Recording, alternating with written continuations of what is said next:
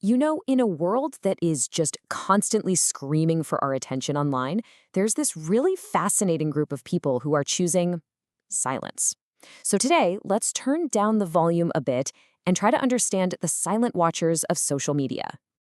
Just think about your own feeds for a second. We all have them, right? Friends, family, maybe some followers you don't even know who are always there.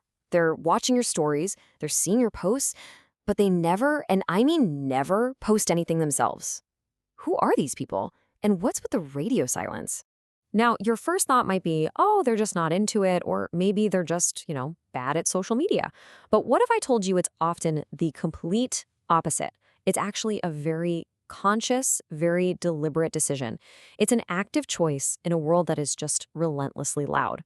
When you boil it all down, it's a trade-off. They're choosing to keep their life private, over chasing that public validation that we all know comes from likes and shares and comments. And for more and more people, that quiet isn't a mistake. It's the whole point. So, who are these silent users really? Well, it turns out they're not all the same, not at all. Research actually breaks them down into 4 really distinct archetypes, and each one has a powerful reason for staying out of the spotlight. So let's meet them. We've got the privacy guard, the digital minimalist, the authentic soul, and the silent observer. Just from the names, you can probably guess what they're all about, but each one has a really specific guiding principle that shapes everything they do or don't do online. Let's dive in. All right, let's start with the first 2, who you could kind of think of as the guardians of self. These are the folks whose silence is all about protection, either from the dangers of the outside world or from all that noise going on inside our own heads. Okay, first up, the privacy guard. For this person, social media isn't just a fun place to connect with friends. No, they see it as a giant, sprawling database of personal information that could easily be misused. Their number one concern is security and having total control over their digital footprint. I mean, really think about that for a second. This isn't just about avoiding an embarrassing photo from 10 years ago. For the privacy guard, every single post, every tag, every check-in, it's a potential risk.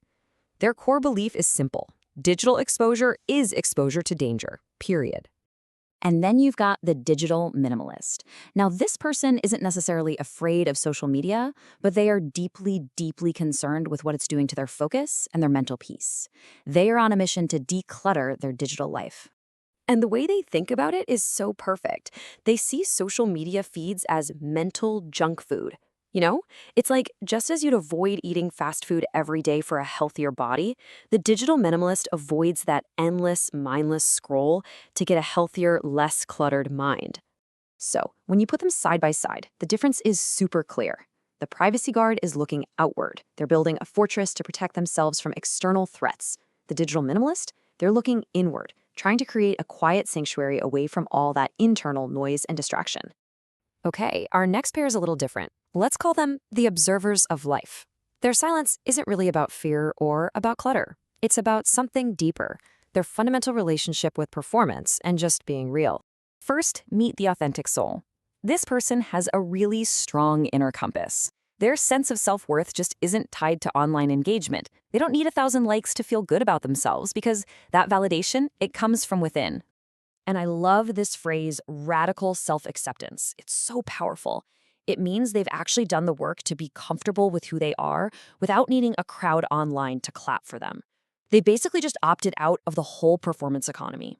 And finally, we get to the classic silent observer. Now, these are the quintessential lurkers, but I mean that in the best way possible.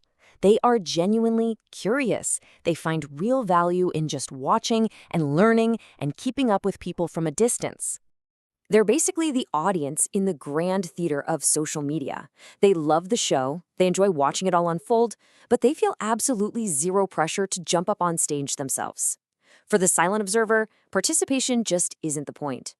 So when we compare these two, the difference is subtle, but it's so important. For the authentic soul, it's all about, I don't need to perform, because their sense of worth is internal. But for the silent observer, it's more like, I don't want to perform, because they're just fascinated by what's going on externally. They'd rather watch. So, after looking at all 4 of these distinct types, what's the big takeaway here? What does all this silence really tell us about the world we live in? Well, it turns out it speaks volumes. The common thread through all of them is conscious choice. Whether it's for privacy, for mental clarity, for self-acceptance, or just plain old curiosity, every single one of these archetypes is practicing a form of digital mindfulness. Their silence isn't a void, it's a statement. They are actively defining what a healthy relationship with technology looks like for them. And that really just brings us to one final question for you. Looking at these four faces of silence, do you see yourself in any of them? Or maybe someone you know? But more importantly, what does your own online presence, whether it's silent or loud, truly say about what you value?